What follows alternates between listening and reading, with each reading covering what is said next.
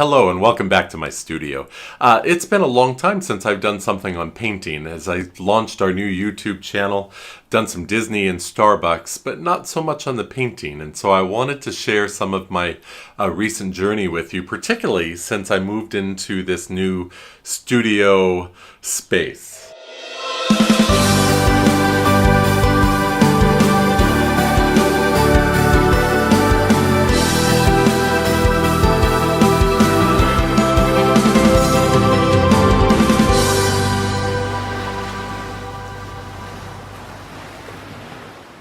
It's my painting studio, it's my Starbucks collection, it's my YouTube studio.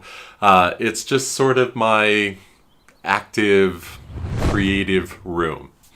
In any case, had some great comments on some recent studio space video that I did, and I'll have the link to that on the screen so you can go and see how I created this space, as well as an older review that I painted in Hawaii, as I did a review of a plein air box, the Gorilla Box, and I'll put that link as well.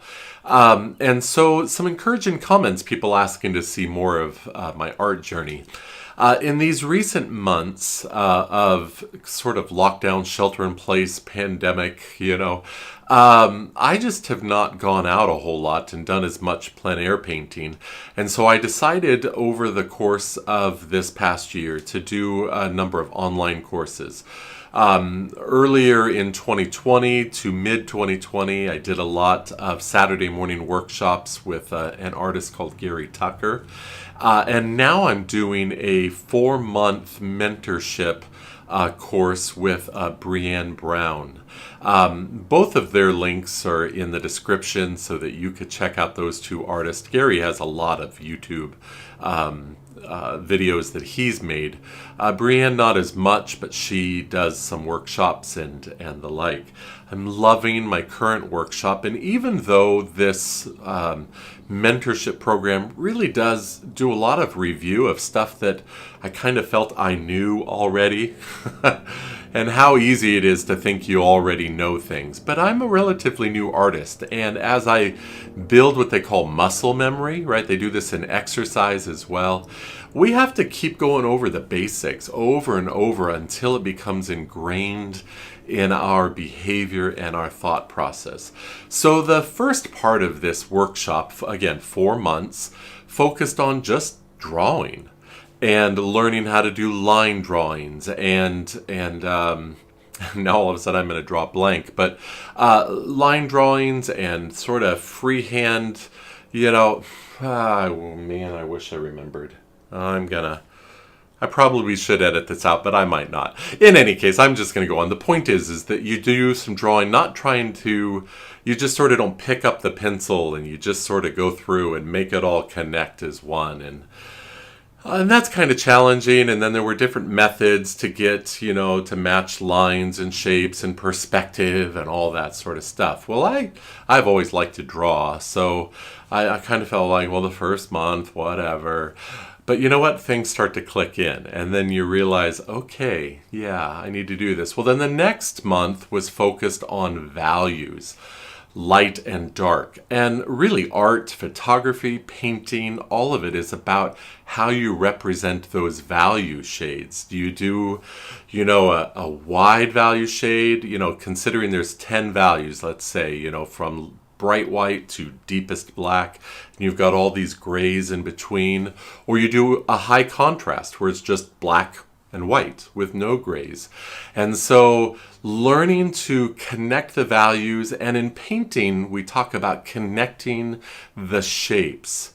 Don't think about I'm painting a tree and I'm painting a barn and I'm painting a person and I'm painting a cow.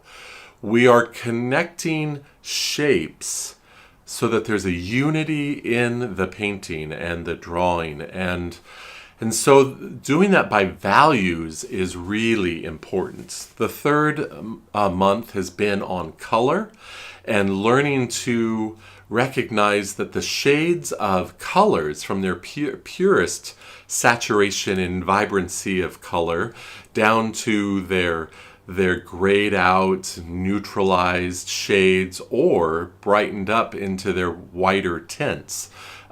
Taking those color ranges and yet still managing to keep our connection of values is a huge process for an artist, and certainly one that I struggle with, as I know a lot of you do as well if you paint and the like, because again, it's easier to paint our little objects, but we want to create a unified approach. Next month, we're focusing on composition, but I felt like I wanted to share my journey so far. And so let me start with the drawing. She gave us subjects for the first couple weeks that she provided, and then the last week we chose our own option. Some of the students chose a different option every month or every week. I chose to do one image all the way through. And so you'll get to see my journey and growth on that as well. But let me start with the one she presented and talk about some of these ideas. So she gave us this image of a barn behind some trees with a mountain range. And sorry, I'll pop up the photograph for you so you can see what the source photo looked like. But then we were supposed to create a value drawing where we just took it darks, lights, maybe only reduced it down to 2, 3, 4 values, where we weren't trying to make the drawing look good. We were just trying to cement in our brain how we saw the image. And so then this is the drawing, and obviously it's not a very good drawing, but you can see that down in front is a wagon that tends to be dark, and you're led into the picture. There's a barn here that's sort of a light and medium value, but with a dark value inside the door. There's some trees here, and clearly some of the trees have some very dark sections. And in the background, there's the beginning of a mountain range capped with some snow, and then a darker tree line. And so the idea is that we are connecting these shapes so that there is a unity in the approach. And so that was my initial drawing. Then I did a value painting, and this is where we begin to flesh it out. By using only one tint, this is a dark pigment that's been watered down to make the light, and more pure pigment to make the darks. And you can see how, again, we begin to connect the shapes, even though it's one color, by creating some negative space of some lights next to darks. You see some extreme contrast, and you see some calligraphic lines that I put in there. But you really begin to get a sense of what this is. And you're not trying to truly identify and everything look very representational and exact. What is that? Seriously, what is that? Well, as you look at it, you think, oh, that's just a piece of equipment out there. That's probably another wagon or something. And yeah, that's probably what I think it is. But if you look really close, I didn't paint any of that detail, did I? But you get the sense as the shapes connect back there that there's some farm equipment back there and there's stuff there. You don't have to have it all super detailed, but you get the idea of what it is. Well, then we moved into our color month, and this was cool because I know that you don't have to paint matchy. Okay, that's a red barn and that's a green tree and there's some yellow flowers and you're trying to match that yellow and that green and that red. You can change it up. That's what art is, right? It's not a color photograph. It is a painting where you're interpreting what you see. And so she gave us the exercise to take that same painting, but to choose different color schemes from our palette of our paint colors. And so choose some. If you understand the color wheel, you've got, the red, yellow, blue, and then you've got, between red and yellow, you've got orange, and between blue and yellow, you've got green, and, so whatever. Take those shades. So here I just took 2 colors. It's called the opposite of the color wheel. I took 2 colors, I'm not a big fan of those two colors together, but I created, using just two colors, you create all those various shades as they blend. This one I took three colors. It's what they call a triad. There is a version of red, a version of blue, and a version of yellow. And look at all the different shades and the mood you can create. And that's what color does. Value creates the contrast and the identifying of the linked shapes, but the color creates the mood that you want to create with that. You can have a mid-tone green and a mid-tone red and a mid-tone gray, but that's all a connected shape in terms of value. And then this one is what they call a split triad. So there's, at the color wheel, there is, the blue, but then there is, a version I used orange. I'm sorry, here I'm babbling. Orange, and then across that I used two variations of a blue on the color wheel to create this split version. I love the warmth of this one, but I was drawn in for my final painting of this. I was drawn to this one because I loved the cool, snowy winter's twilight feel to it. So these are not actually detailed out paintings. These are just little studies to get a sense of how the colors blend. And this is part of the process that you do when you're creating paintings. When you're out in the field doing a plein air painting, you're just out there and you paint. But when you're wanting to do some studio work, you go through this process of drawing, of value, of color, thoughts. Maybe you don't literally do this every time, but your brain begins to, as you create that memory muscle, your brain begins to behave this way. Well, let me show you the final painting I did of it. And there's some weaknesses and stuff, but I love the way this came out. Again, you can't really tell what that is, but it's linked in with some darks back there. The blue blended with the brownish gray. The background here of the snow and the shadows from the wagon and the tree. I'm not saying I did the best job in this. I'm just saying I like the creative process that was created here, and the misty background as the hills just sort of fade off in the distance.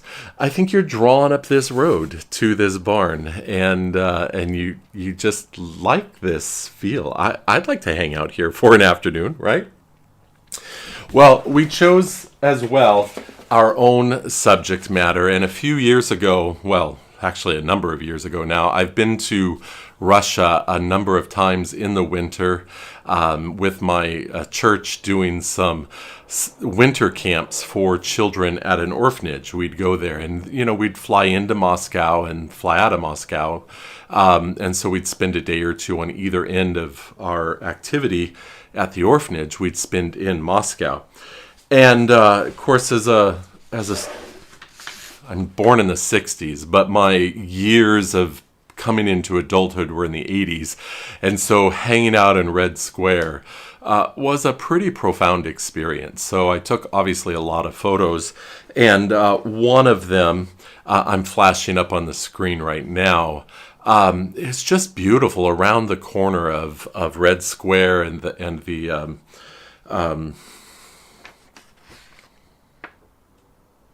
around the corner. One of these is around the corner of Red Square and of one of the corners of the Kremlin. Just a really neat view to me, to see that incredible green-capped tower with the star, the communist star, and the sunlight shining down the path. So that's the photograph that I chose to do all along. And I chose it for me to challenge some of my areas that I knew I needed to grow. I wanted to work with angles and perspective of building. I wanted to work with people.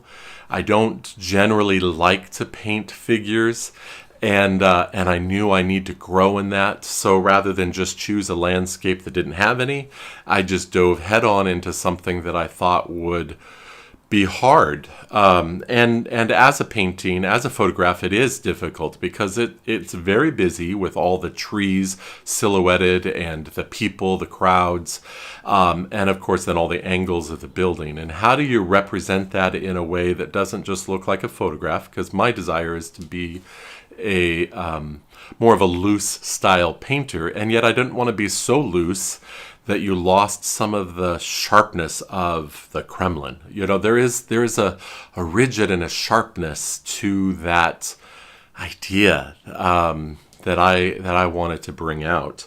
And so I did my initial drawing. Here's my initial line drawing.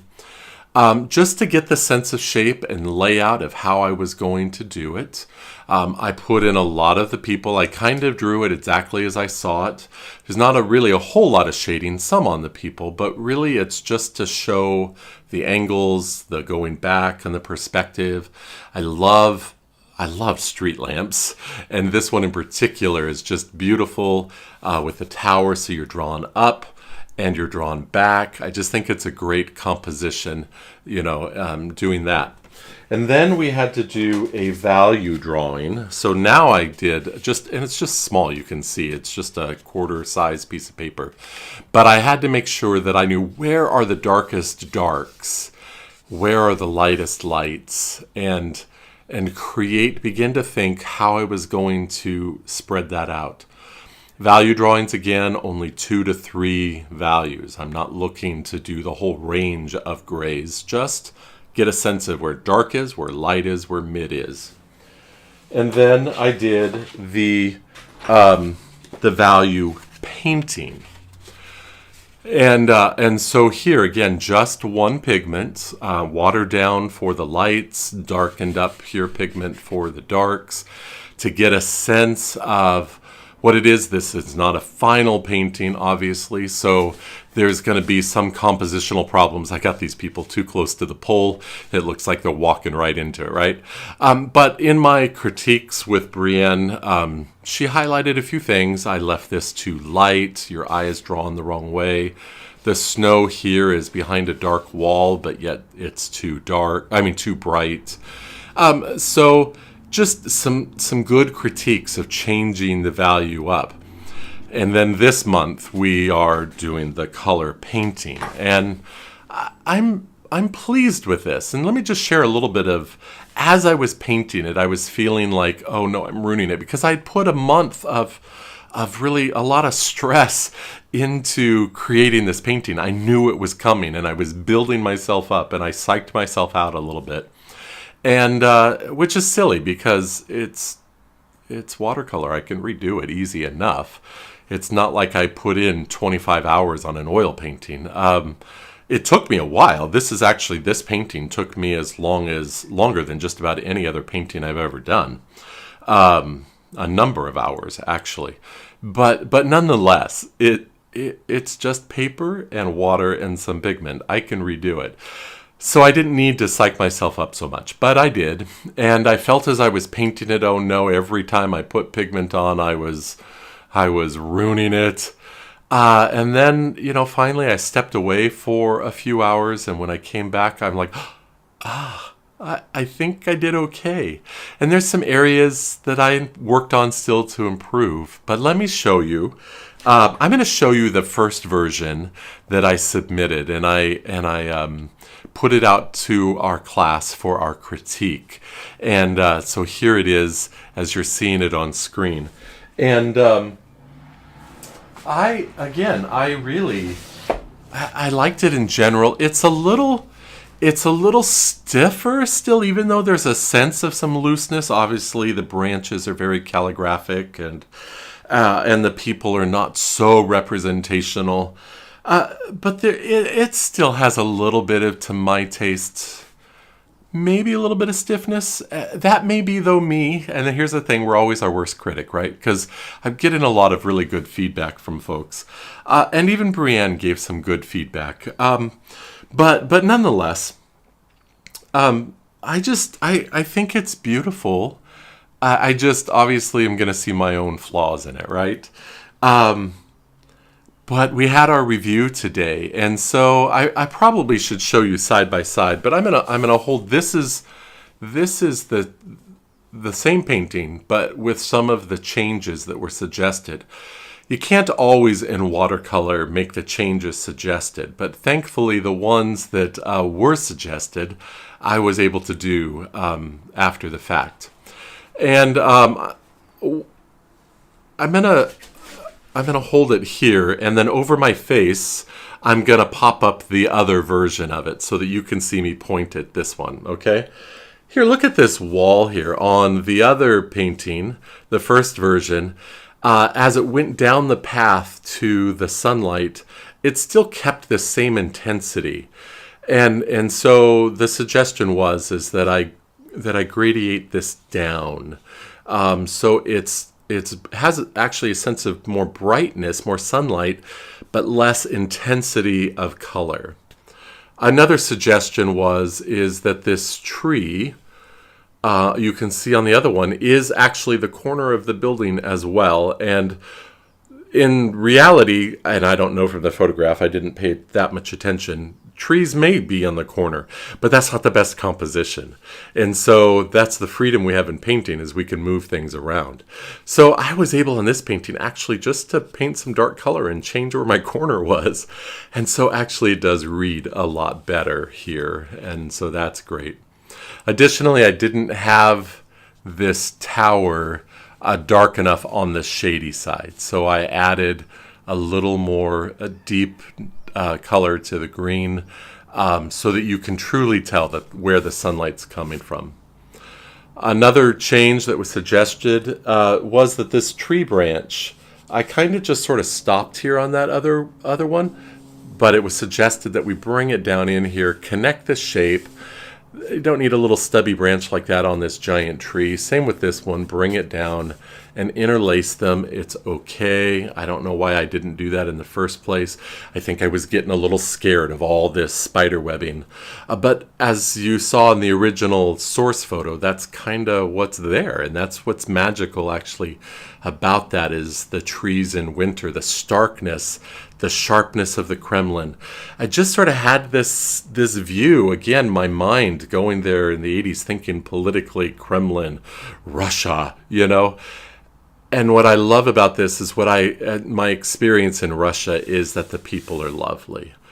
Governments are governments and our fears of governments, but at the heart, people are people. And that's why I loved seeing just the people walking around their city, enjoying their beautiful city. And Moscow is a beautiful city. And so you kind of get that sense. And then I appreciated all the way I was able to keep the white on the snow and the like. The other change is to break up some of the rhythm of the trees, is that I had them too soldier-like. And even though in landscape, they may have actually planted trees in very equidistant ways, but in painting, in representational art, and composition, you want to sort of break that up a bit if you can, unless there's a reason that you're trying to create that rigidity. But it just reads better. And so those were the few changes that that were suggested. Oh, and I added some better shadows. Even though on the source pic there actually aren't quite the shadows, but because of the way I painted it, I painted this all brighter. The sun's a little higher, and it's more intense than the original picture. We brought in that it needed more shadowing of the figures. I took out, not since on my first version, I took out people here from the source photo. I felt they weren't necessary. It just was too busy here. So I just have the few groups of people, but it's this couple here that really draws your eye. And so I'm actually very pleased with this painting. Is it my best? I don't know. Will it be my best? I hope not. I hope I improve. But I'm very satisfied with what I've done here. Along the way, I got very scared and very upset at myself. But I'm satisfied with what I've done. I love this class, and I have, again, one more month, and I hope that it goes well and I learn a little bit more to add to my arsenal of growing in my painting and artistic ability. And I hope you've enjoyed kind of going through this journey with me. If you are a watercolorist, and I would encourage you to take some courses from Brienne. She's a great teacher. And if you're not a watercolorist, or you don't want to take the course, I hope you've learned something from my learning at this course, and that has encouraged you. Please subscribe to my channel. I know it's kind of all over the map of Starbucks and Disney, as well as my painting and other things that I post. But I hope that you'll go along this creative journey with me and my wife, and subscribe to our channel, and maybe buy me a cup of coffee as well, just to say, hey, good job. We want to keep bringing these videos here. That would be appreciated. You can buy just a one-time cup of coffee, or you can become a sponsor through that link of Buy Me a Cup of Coffee as well. And then, of course, like and subscribe and all of those things that every YouTube content creator says. Would really appreciate your involvement. Have a great time, and if you're an artist, continue to grow and expand, and maybe go back to some basics just to remind yourself. And then leave some comments and let me know what you thought about my journey and how it's impacted your journey as an artist. That would be great. And if you've stuck it out this long, you're awesome. Thank you so much. Have a great day. Bye-bye.